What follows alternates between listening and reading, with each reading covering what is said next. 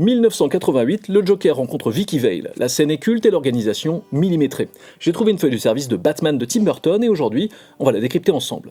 Alors pour ceux qui ne le savent pas, la feuille de service c'est la base. Du plus petit film indé au plus gros blockbuster, c'est le document qui organise chaque journée de tournage. Horaire, séquence, météo, contact. Absolument tout y est. Nous sommes le mercredi 26 octobre 88, 15e jour de tournage du premier Batman de Burton.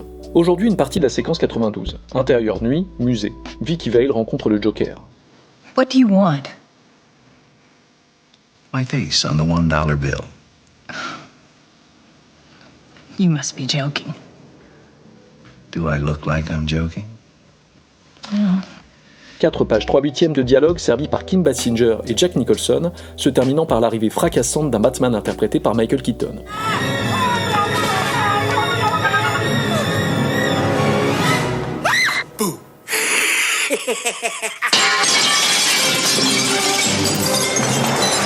La première chose qu'on remarquera, c'est évidemment l'absence de Keaton aux convocations.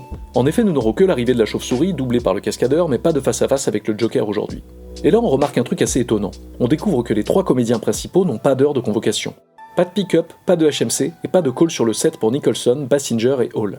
C'est dû à la stratification hollywoodienne du cast. C'est moins le cas aujourd'hui, mais à l'époque, les convocations des comédiens connus sont dites above the line, c'est-à-dire en dehors du fonctionnement de la feuille de service classique. Ici, c'est Derek Cracknell, le premier assistant, qui lancera les calls comédiens principaux au dernier moment quand l'équipe sera prête pour les recevoir sur le plateau.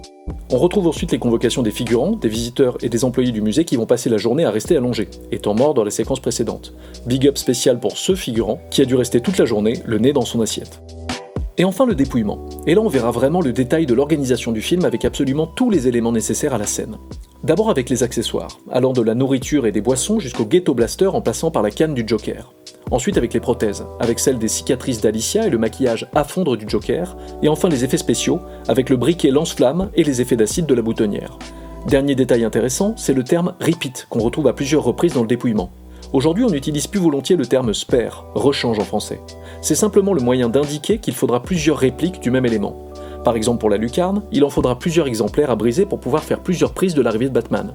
Et pour le costume du Joker, il en faudra plusieurs, puisque, comme c'est d'ailleurs indiqué, l'effet du masque qui fond risque de le salir. Bref, Derek et son équipe ont pensé à tout. Abonne-toi pour découvrir d'autres feuilles de service et les secrets du travail d'assistant réalisateur. Pour la prochaine, on s'intéressera au 7e plus gros succès du box-office de tous les temps, E.T. de Spielberg. A bientôt sur les plateaux.